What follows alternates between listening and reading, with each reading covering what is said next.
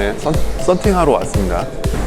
지금 글라스 틴트 쪽에 썬팅하러 왔어요. 일단 필름을 고르고 시공하는 거를 좀. 그러면은 보통 이제 그거를 원피스로 그냥 쭉 시공을 해요? 그래서 20%나 32%를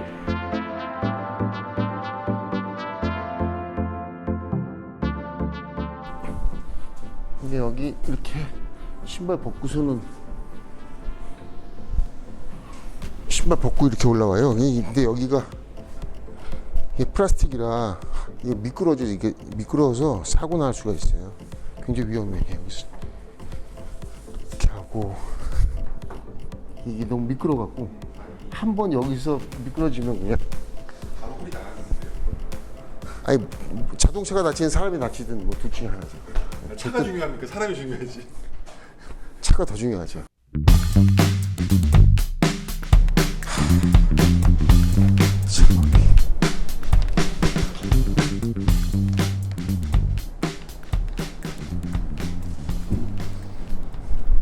대략 1,400mm. 지금 국내에 들어와 있는 차 이런 일반 차 중에서 제일 큰다 이게 유리가? 일반 후면 유리가 75cm예요. 1,400이니까 딱 2배죠. 2배 되는 사이즈를 붙이다 보니까 유리가 이게 굴곡이 이렇게 많이 생깁니다. 네. 제가 조금 조금씩 가미해서 하는 모습을 아마 이렇게 혼자서 펴주고 하는 작업이 이런 동작만 봐도 도움은 될 거예요. 칼로 이렇게 하면은 유리 기스 안 나나요? 기스가 가면은 안 되겠죠, 전혀. 기스가 안 가는 칼날이에요. 네, 일반 커터 칼날처럼 생겼는데 기스가 안 가는 칼날입니다. 종류가 다른 거예요? 예, 재질이 다르죠. 재질이 다른 거예요? 칼날 재질이? 예, 궁금하시면 댓글로 달아주세요. 여기가 수축하는 부위가 많다 보니까 이게 이렇게 열이 이 차체에 닿을 수 있어요. 좀 위험 요소죠. 정신 못 차리고 계속 굽다 보면은 전혀 여기가 탄다는 생각을 못 할 수 있어요. 이 마스킹 테이프가 열이 닿으면 타요? 아니요, 이 차체가. 차체가? 예. 차체 온도가 한 250도 이상 올라가면은 그냥 여기 녹아버려요. 그죠? 근데 얘는 630도잖아요. 예. 그러니까 얘가 표면 온도가 200도 이상, 100도 이상 안 올라가도록 계속 컨트롤을 하면서 신경 쓰면서 해야 돼요, 이거. 큰일 납니다. 예. 또 문제는 이게 이 작업은 한 번에 끝내야 되는 작업입니다. 지금 보셨듯이 필름 펴는데 5분 걸렸는데 성형하고 이거 1시간 반 만에 시공하고 시술해서 다시 해야 돼. 그러면 2시간씩 잡아도 4시간이죠. 후면 유리 한 장에 4시간 걸릴 가능성이 꽤 큽니다. 목숨 걸고 한 번에 끝내야 돼요. 어떻게 해서든지. 작업을 하면은 이제 손해죠. 요거 유리 한 장 붙이는 시간에 다른 거 한 대 하는 게 훨씬 더 시간이 짧으니까.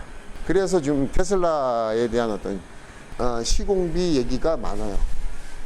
그 매장마다의 어떤 그 수익 구조가 다르지 않습니까? 손님이 많아야 매장이 잘 운영되는 그런 구조를 가진 업체가 있고, 또 한 대씩 해도 되는 업체가 있고, 한 대밖에 안 들어오는 업체가 있고, 여러 대 들어오는 업체가 있고. 여러 대 들어오는 업체에서는 이거를 하면은 손실이 날 가망성이 큽니다.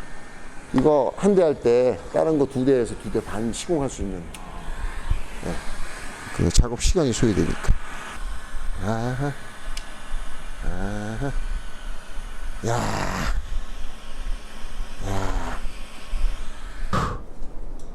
수축할 수 있는 공간이 없어요. 공간이 있어야 되는데 얘가 테슬라 작업은 후면 열선 이렇게 큰 유리를 촬영할 때는 눈에 보이는 그 곡면을 막 히트건 갖다 대고서 잡는다는 개념이 아니라 분산을 어떻게 할 것이냐. 분산의 기술이에요, 분산. 얘를 그냥 계산 없이 계속 수축을 해나가다 보면 점점 더 곡이 커져요. 얘는 최대한 끝에 있는 면까지 이용해서 이걸 해줘야, 아니 뭐 모델 X나 모델 3를 뽑아보신 분들은 제가 하는 동작만 보고도 도움이 되실 거예요. 열을 어디에다 갖다 댈 것인지, 그 열이 나오는 히트건 끝에서 나오는 최종 유리의 도착 지점이 어딘지 좀 계산을 하셔야 될 거예요. 그냥 거기 있다고 이랬는데 지지면 안 됩니다. 제일 중요한 거는 이제 수축했을 때 이 수축한 결과물이 손으로 이렇게 잡지 않고도 이렇게 좀 대체적으로 곱게 나와야 돼요. 곱게. 네. 곱게 나와줘야지 그 필름 안에 구조가 집중적으로 깨지지 않고 전체적으로 수축이 이루어져서 평활도에도 문제를 일으키지 않는다는 거죠. 항상 이 부분은 수축이 굉장히 많이 이루어지는 부분이라 과도하게 수축이 될 가망성이 높아요. 그래서 여태 끝에를 조금 더 과도하게 수축될 것을 예상해서 얘를 좀 남겨놓은 거예요. 과도하게 수축되더라도 이렇게 당기면은 맞아 떨어지는 경우가 생기겠죠. 이면이 유리면하고 똑같이 다 수축이 이루어져야 돼요. 이거 윈도 필름은 비닐우가 아니에요. 플라스틱 페트예요, 페트. 페트병을 라이터로 꾸면은 늘어납니까? 줄어듭니까? 줄어들죠. 페트 재질은 줄어들어요. 얘는 지금 늘어나는 게 아니고 줄어드는 거예요. 얘가 늘어나면 어떻게 되겠어요? 한도 없이 곡이 더 커지겠죠. 끝부분을 죽여줘야지 얘가 모양이 둥글둥글하게, 조금이라도 둥글둥글하게 생깁니다. 이렇게 빼죽 하면은 열이 여기 닿으면 타버려요. 부분적으로. 고르게 열이 이제 필름에 분산되도록 하려면 필름을 둥그런 모습으로 만들어야 되거든요. 지금 보시면 어떻게 돼요? 저기 옆에 보시면 둥글둥글하게 생기죠? 수축이 부분적으로 강하게 일어나면은 수축이 전부 망가지거든요. 그럴까봐 이제 수축이 잘 안 되는 필름들은 뭐 350도니 400도니 하는데, 그래서 만약에 이 차를 350도나 400도로 해갖고서 꾸면은 언제 꺼요? 하루 종일 꾸고 있어요, 하루 종일. 630도로 해서 좀 빠르게 움직여줘야죠. 네. 유리 표면에 닿는 온도가 중요한 거기 때문에 스피드로 그 필름에 닿는 온도 조절을 해줘야 됩니다. 지금은 아직 정재단한 게 아니에요. 테두리에 맞게 딱 다시 재단을 또 할 거예요. 지금은 이제 원래 사이즈보다 좀 크게 수축 작업을 하고 또 불을 대고서는 여기다 또 정재단을 해서 딱 틀에 맞출 거고요. 보통 테슬라 모델은 다 재단을 할 수 있는 방법이 뭐 일명 그때 말씀하신 가다라는 게 테슬라 모델도 있어요? 있을 수가 없죠. 수축이 많이 일어나기 때문에 딱 사이즈에 맞춰서 재단을 해서 굽게 되면은 뭐 할 수는 있어요. 근데 여기가 뭐 다 끝에가 열을 많이 먹기 때문에 끝에는 커팅을 해서 그 접착력이 떨어졌거나 아니면 필름이 아주 딱딱하게 경화됐거나 하는 그런 부분들을 잘라내서 아주 제대로 된 부분만 유리에 들어가야 되는 게 맞죠. 그래서 정재단을 딱 해놓으면 이런 데만 열 때문에 손상됐을 텐데, 테두리가. 누가 시공을 하더라도 이건 한두 재단을 할 수밖에 없는 거죠. 이 차는 다 이런 식으로 할 수밖에 없어요. 가다 틀이 존재할 수 없겠죠. 필름이 좀 다르게 반응을 해요. 그러니까 계속 모든 부위를 한 방향으로만 하지 말고, 테두리 부분 같은 경우에는 이쪽으로 해서 좀 수축을 모으겠다 싶으면은 히트건의 방향이 이렇게 돼야 되겠죠. 똑같이 이렇게 하면은 여긴 필름이 없기 때문에 얘 필름이 이렇게 찌그러질 수밖에 없어요. 그래서 히트건의 방향이 이렇게 이쪽을 향해서 해주라. 자, 여기 보이시죠? 이쪽까지 열이 먹어줘야 돼요. 여기서 빡 테두리에서 여기까지 당겨줘야지, 필름을. 그래야지 얘가 좀 줄어들죠. 분산이 되겠죠. 요 동작이 보면은 자동차 그 공업사에서 도색하는 거 보신 적 있어요? 예. 그 훅기라고 그러죠. 스프레이라고도 하고 훅기라고도 하죠. 훅기 할 때 어떻게 해요? 고르게 이렇게 주죠. 이 끝에도 뭉치지 않게. 그 스프레이하는 동작을 연상하시면 돼요. 열이 한 곳에 집중해 있으면은 이게 모양이 이쁠 수가 없어요. 똑같은 속도, 똑같은 거리, 그 다음에 열이 닿을 때 끝으로 갔을 때 빠르게 다시 돌아올 수 있는 어떤 그거를 계산해서 하시면은 이 결과물이 좀 이쁘게 나올 수 있어요. 좀 속도가 느린 것 같아도 이게 빠른 겁니다. 이게 이 모양이 이쁘게 나와야지 안에서 필름을 풀어서 스키징 할 때 필름이 접히거나 씹히거나 하지 않고 스키징을 좀 원활하게 쉽게 할 수 있습니다. 손은 이제 가급적 되지 않고 히트건 열도 다 전체적으로 고르게 열을 분배하는 구조입니다. 자, 보세요. 스프레이 할 때 이렇게 하잖아요.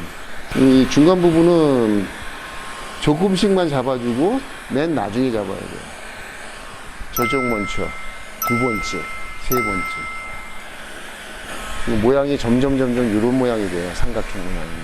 또 끝에서 최대한 끌어서 마감을 해 나가는 거죠. 끝으로 당겨주는 거예요. 보통 알고 계신 게 센터부터 수축을 해 나가면서 분배한다라고 알고 계시지만 전면도 마찬가지고 지금 이제 테슬라 큰 일 같은 경우는 끝에부터 열을 분배해서 끌어 당겨줘야 됩니다. 그런 이론적인 방법 하나만으로도 아마 상당히 도움이 될 거예요. 이게 이 작업이 안 되면은 아예 시공 자체가 불가능해요. 성형이 한 군데다 물리면은 일단은 사람 눈에는 안 보여도 그 속에 있는 코팅 컨스트럭션 이 깨지죠. 구조가 경화가 된다거나 탄다거나 사람 눈에는 당장은 안 보이지만 그 구조가 깨져버리면은 자외선 받고 열 받고 1년, 2년 지나면 어떻게 되겠어요? 다른 정상적인 필름보다 빨리 필름층이 깨지겠죠. 사람들이 눈치를 못 채서 그런 거고 거기에 관심이 없다 뿐이지 분명히 손상은 빨리 오게 돼 있죠. 안에 열차단 기능이 빨리 손상된다거나 또 빨리 발한다거나 색바람은 맨 마지막에 결과물이고요. 먼저 구조가 깨지면은 그 안에 열차단 기능이 없어집니다. 없어져요. 열차단 기능이 없어진 다음에 빛 발현 현상이 이제 최종 결과물로 나오는 거죠.